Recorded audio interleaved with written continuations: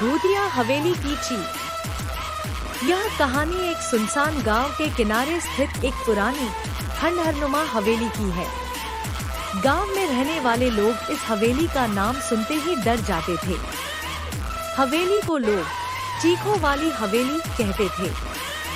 गांव वालों का मानना था कि उस हवेली में एक अदृश्य ताकत रहती है जो रात में चीखों और चिल्लाहटों से गांव को हिला देती है। प्रारंभ। कहानी की शुरुआत होती है अजय से, जो एक शहर में रहता था और एक YouTube चैनल चलाता था जिसमें वह भूतिया जगहों की खोज करता था। एक दिन उसे एक अनजान नंबर से एक कॉल आया। फोन पर किसी ने धीरे से कहा, अगर तुम्हें सच्ची डरावनी कहानी चाहिए तो इस गांव की हवेली में जाओ। इसके बाद फोन कट गया। अजय ने इसे एक मजाक समझा, लेकिन उसकी जिज्ञासा बढ़ गई। उसने गांव के बारे में इंटरनेट पर खोज की और हवेली की भयानक कहानियां उसे मिल गईं। उसके मन में तुरंत वहां जाने का विचार आया। अजय ने अपने दोस्त राहुल और नेहा को भी साथ चलने के लिए मना लिया। तीनों ने तय किया कि वे इस भूतिया हवेली की सच्चाई का पता लगाएंगे और उस पर एक वीडियो बनाएंगे। अजय को लगता था कि शायद यह सिर्फ लोगों के डर का नतीजा हो, लेकिन वह पूरी तरह यकीन करना चाहता था। गांव का डर। जब वे गांव पहुंचे तो वहां का माहौल काफी अजीब था।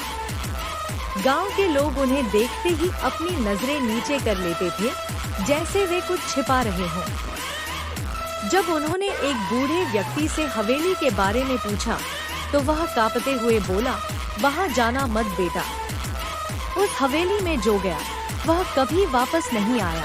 गांव के अन्य लोग भी उन्हें हवेली से दूर रहने की सलाह देने लगे, लेकिन अजय और उसके दोस्तों ने ठान लिया था कि वे उस रात हवेली में रहेंगे और जो कुछ भी होगा उसे रिकॉर्ड करेंगे। हवेली की ओर यात्रा। रात घिरने लगी और तीनों ने गांव से बाहर की ओर हवेली की ओर कदम बढ़ाया। हवेली तक पहुंचने का रास्ता घने पेड़ों और सन्नाटे भरे जंगल से होकर गुजरता था। हवेली का रास्ता मानो एक अलग ही दुनिया की ओर ले जाता था। रास्ते में हल्की हल्की ठंडी हवा चलने लगी और अजीब अजीब सी आवाजें आने लगी, जैसे कोई उन्हें देख रहा हो।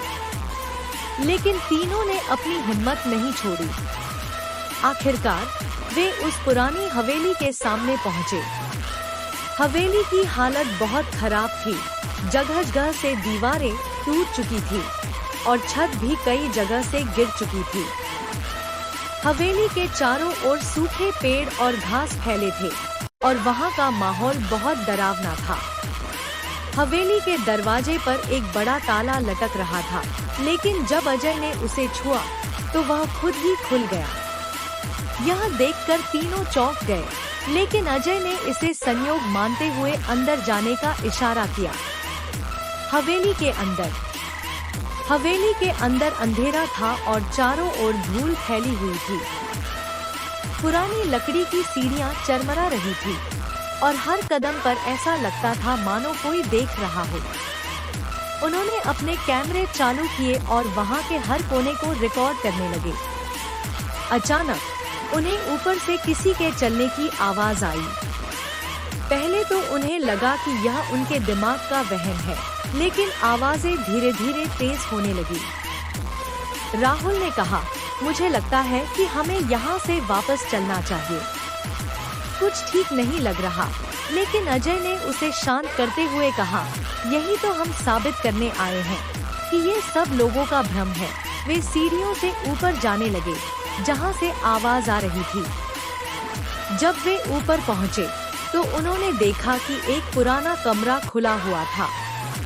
कमरे के अंदर एक पुराना लकड़ी का बिस्तर था, जिस पर धूल की मोटी परत जमी हुई थी। कमरे में एक पुराना झूला भी था जो धीरे धीरे हिल रहा था, जबकि वहाँ कोई हवा नहीं थी। यह देखकर तीनों के रोंगटे खड़े हो गए। चीख और अंधेरा। अचानक कमरे में चारों ओर से अजीब सी ठंडी हवा चलने लगी। नेहा ने डरते हुए कहा, यहाँ से चलो, अब बहुत हो गया। तभी एक जोरदार चीख पूरे हवेली में गूंज उठी। चीख इतनी जोरदार थी कि तीनों के कान सुन्न हो गए। चीख के साथ ही वहाँ की लाइट्स भी बंद हो गईं और पूरा माहौल अंधेरे में डूब गया। राहुल घबराते हुए चिल्लाया, यह क्या हो रहा है? हमें यहाँ से निकलना होगा। लेकिन अजय ने अपनी टॉर्च जलाते हुए कहा, नहीं, हमें इस चीख का कारण पता लगाना होगा। जैसे ही वे आगे बढ़ने लगे, उनके पीछे दरवाजा जोर से बंद हो गया। अब हवेली के अंदर फंसे तीनों दोस्तों के लिए डर का असली खेल शुरू हो चुका था। रहस्य का पर्दाफाश। चीखों का सिलसिला अब लगातार जारी था और ऐसा लग रहा था कि हवेली में कोई अदृश्य ताकत उन्हें इधर-उधर धकेलने की कोशिश कर रही है।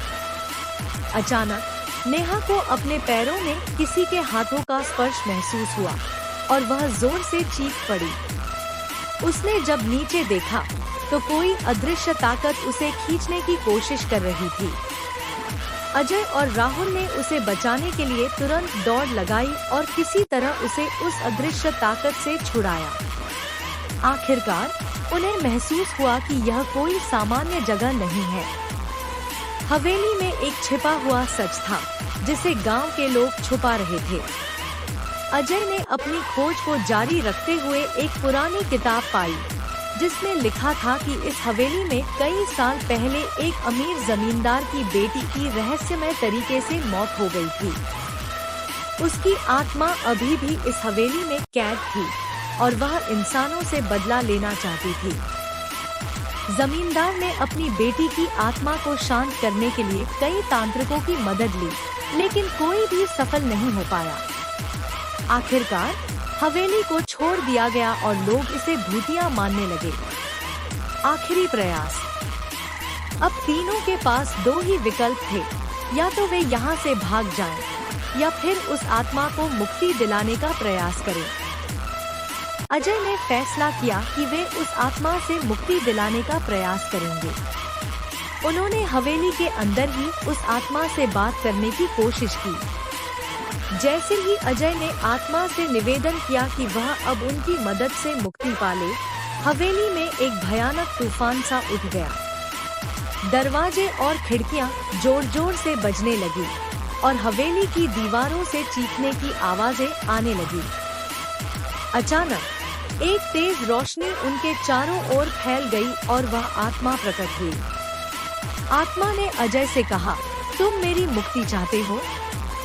इसके लिए तुम्हें वह सच जानना होगा जिसे सबने भुला दिया है। आत्मा ने उन्हें बताया कि उसकी मौत एक दुर्घटना नहीं थी, बल्कि उसे धोखे से मारा गया था। उसकी आत्मा तभी शांति पाएगी जब उसकी सच्चाई सबके सामने आएगी। सच्चाई का उजागर होना। अजय ने आत्मा से वादा किया कि वह गांव में जाकर सच्चाई को उजागर करेगा। आत्मा की बात सुनने के बाद हवेली में अचानक सब कुछ शांत हो गया। तीनों दोस्तों ने महसूस किया कि हवेली की अदृश्य ताकत ने उन्हें छोड़ दिया था। वे तुरंत गांव वापस आए और गांव वालों के सामने आत्मा की सच्चाई को रखा।